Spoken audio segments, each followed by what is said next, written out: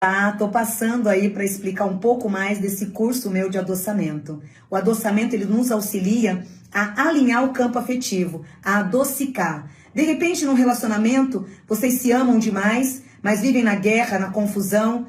Tá longe, tem saudade, tá perto, entra naquele desespero de guerra, de conflitos.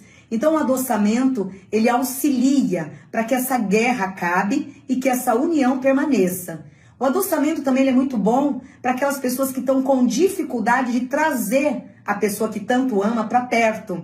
Então, de repente, você ama aquela pessoa, mas aquela pessoa não vem, aquela dificuldade de assumir o relacionamento, mas ela está ali na sua linha de destino, mas não agrega. Então, o adoçamento ele vai ajudar em quê? O adoçamento ele vai ajudar a expurgar as cargas negativas e alinhar esse caminho. Então, vocês que querem aprender ou saber mais sobre adoçamento, acesse aqui. Você quer perguntar alguma coisa ou você acha que estamos nos encaminhando para esse jogo que eu estou curioso agora? Olha, eu quero fazer uma última pergunta Então e a gente faz o jogo. Tem bastante coisa aqui guardado, de repente você poderia voltar pra gente explorar um pouco mais, porque eu acho que tem coisa para falar. O papo despertou um monte de outras dúvidas também. Eu até anotei coisas aqui. Então acho que eu faço essa última pergunta, vamos pro jogo e aí a gente pode de repente marcar um retorno. Opa, pode ser? Estamos aí. Só para continuar nessa coisa de desmistificação aí, para Dona Neide, porque o nosso público tem muito a Dona Neide. A Dona Neide ela incorpora toda a nossa audiência. Esse conceito é muito difícil realmente das pessoas entenderem a coisa do certo e errado, do bem e do mal, sendo que a gente tem a cultura pop há anos, né? A religião dentro da cultura pop, dentro de tudo que a gente consome, criando e exemplificando de uma maneira que a vida é desse jeito.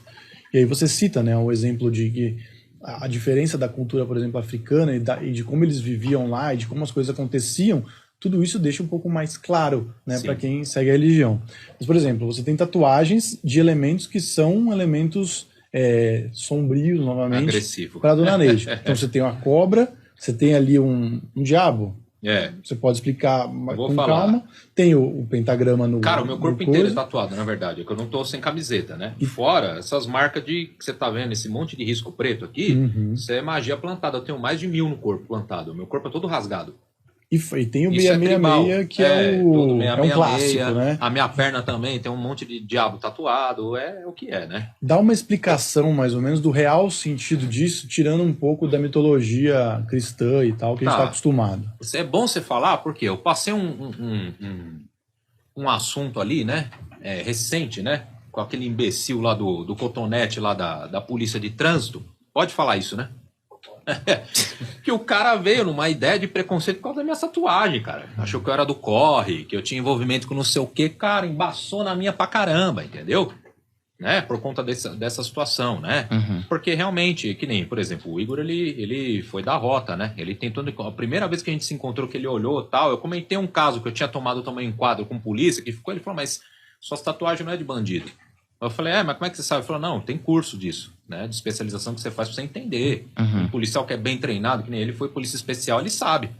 Mas o cara lá não sabe, é um inconsciente coletivo. O cara que vem naquela ideia de preconceito, tá entendendo? Então, todas as tatuagens que eu tenho no corpo, elas são de cunho iniciático. Eu tenho uma da minha filha aqui, que é uma homenagem ao nascimento dela, ao pezinho dela, mas fora isso, tudo é de cunho iniciático, magístico e etc, entendeu? Então, o que acontece? A Quimbanda, ela segue aquele padrão, pelo menos aqui eu entendo, né? Do que? Da autodeificação. O corpo como templo também, certo? Isso está na doutrina hinduísta, em várias outras doutrinas você encontra isso. Os caras também tudo tatuado, cheio de marca no corpo, aquela coisa toda, entendeu? Então, você tem, desde do exemplo, do simbolismo que vai no corpo, por exemplo, eu tenho, isso daqui são sigilos, né? Entende? São símbolos sacros. São sigilos. Eu tenho outros tatuados no corpo. Mediante alguns rituais que foram feitos, iniciações no meu caminho espiritual, cara, que eu sou muito sensível, eu vejo as coisas, eu sonho, as coisas aparecem comigo também, entendeu? E as coisas, o negócio vem pra mim e fala, não, determinada coisa, etc. Eu falo, não, eu quero marcar isso no meu corpo. Eu tenho isso comigo, essa questão de marcar no meu corpo, porque é algo especial pra mim. E aí foram surgindo essas tatuagens. Então tem coisa que simboliza. Eu teve uma que eu cobri aqui, porque essa me dava muito problema, que é uma de quimbanda mesmo, que na nossa tradição, quando você é iniciado, tem umas marcas. É feito com gilete mesmo, com catulagem. É, que o Igor tem na mão ali, ó, tá vendo? Ó, 7 cruzes preta na mão.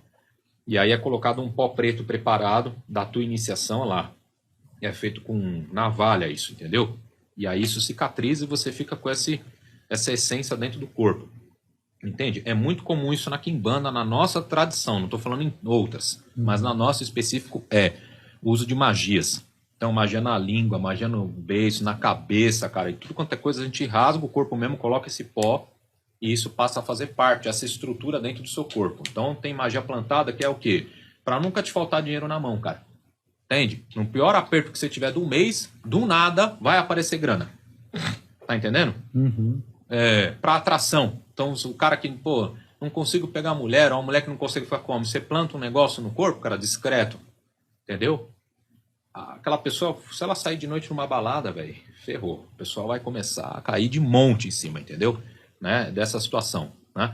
Então, tem outros para você não ser visto por polícia, por bandido. Tá entendendo, cara? Tem para tudo isso, de verdade, né? Isso é uma forma de sacralização do corpo, do templo. O corpo como templo, tá entendendo? A morada do espírito. Para nós, isso daí é algo que impera. Na questão das minhas tatuagens, então, eu tinha uma aqui que era da questão da quimbanda mesmo, da iniciação de quando eu tomei. E essa me gerava muito problema, que é aí que o pessoal falava se eu era cadeieiro, se eu já tinha puxado, que não sei o quê, que se eu era do corre, pá. Eu falei, pô, mano, né? Tudo bem, né? Mas não, eu nunca tive passagem nem nada, cara, entendeu? Então é meio desconfortável. Eu resolvi colocar essa mamba negra, né? Que a mamba, pra mim, ela tem um significado tanto dentro da quimbanda, nos cultos de caminho de mão esquerda, quanto dentro do culto tradicional africano. Entendeu? A mamba, você conhece essa cobra, a mamba? A mamba negra é a mais venenosa que tem, né, cara? Não tem veneno, não tem antídoto para ela. E ela é uma cobra que é diferente das outras, né? Se ela tá aqui e você tá aqui, ela corre atrás de você, cara. É a única que tem esse instinto de correr atrás da vítima, cara. As outras você tem que, tipo, provocar. Ela não. Por livre e espontânea vontade, ela vai atrás, entendeu?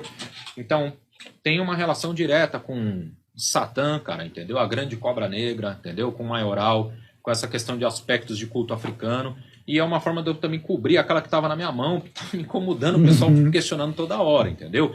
As outras que eu tenho, a questão de runa nórdica, por quê? Da família da minha mãe, cara, meu avô, ele tinha uma descendência viking. E aí, numa das experiências que eu tive com a ayahuasca, cara, o bagulho foi muito lá atrás, cara, muito profundo. Eu me vi no meio daquela situação toda e aquilo me marcou, cara, tá entendendo? Me marcou fortíssimo. Né? O sobrenome Balido, que lá é chamado de Bálido, ele vem dessa descendência nórdica aí, viking, entendeu? E aí, cara, me marcou muito e tal. Falei, não, eu vou tatuar isso no corpo, entendeu? Então, são passagens para mim, espirituais iniciáticas, entendeu? Então, para o leigo, isso choca.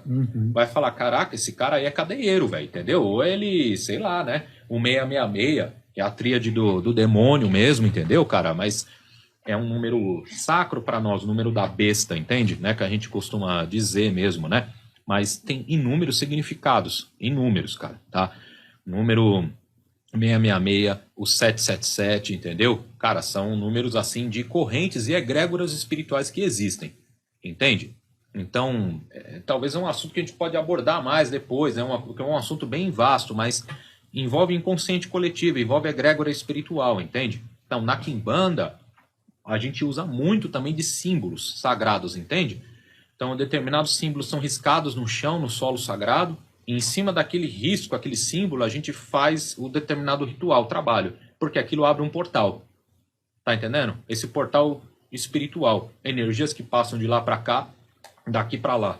É um intercâmbio, entende? É onde a gente faz algumas práticas, né? É magia, né, cara? É alta magia que a gente chama dentro do nosso culto, entendeu? Enfim, e aí, essas coisas todas aqui, por exemplo, uma pessoa que é leiga no assunto, ela assusta mesmo, né? De verdade. Isso é algo que realmente a pessoa vai olhar e falar, caramba, mano, o cara é realmente o bruxão, né? Então, essa questão da rânia, né? Das máscaras, né? Isso é questão mesmo de um diabo, né? Uma máscara oriental, né? Que chama rânia ou oni. Eu tenho uma outra tatuada aqui também, grande, né? Isso é uma coisa que eu acho bacana. Eu sempre, além do mito disso daqui, porque tem um mito por trás, entendeu? Dessas máscaras, o mito que leva desses espíritos, para mim, é algo que me chama a atenção, entende? Então, é que a minha predileção sempre foi para um caminho um pouco mais obscuro, cara, de gostar de certas coisas que mergulham um pouco mais na sombra. Eu não sei se isso gera uma adrenalina e você gosta. Tem gente que gosta muito da paz e amor, né, cara? Mas tem gente que não, cara, entendeu? Que gosta de algo que cutuca o ser humano ao ponto de você falar, nossa, isso daqui tem alguma coisa diferente, me chamou a atenção nesse ponto, entendeu? Então, essas coisas sempre me chamaram bastante atenção. E é uma forma de você sacralizar o corpo, né? De você ter certas coisas no seu corpo como o seu templo, né? Agora, não teve nenhuma aqui que, se eu te falar, cara, todas têm significado pra mim. Não tem nenhuma que você fala, fui de besta lá, tava chapado e quis... Não tem um coração.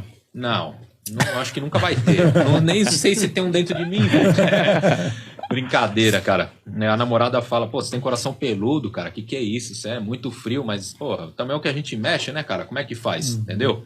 A gente reserva isso aos poucos, entendeu? As pessoas que realmente merecem, entendeu? Porque, de verdade, eu sou ser humano como qualquer um, né? A gente se chateia, cara, entendeu? A gente tem problema, né? Não é porque a gente mexe com um monte de coisa que a gente tá isento de problema, muito pelo contrário.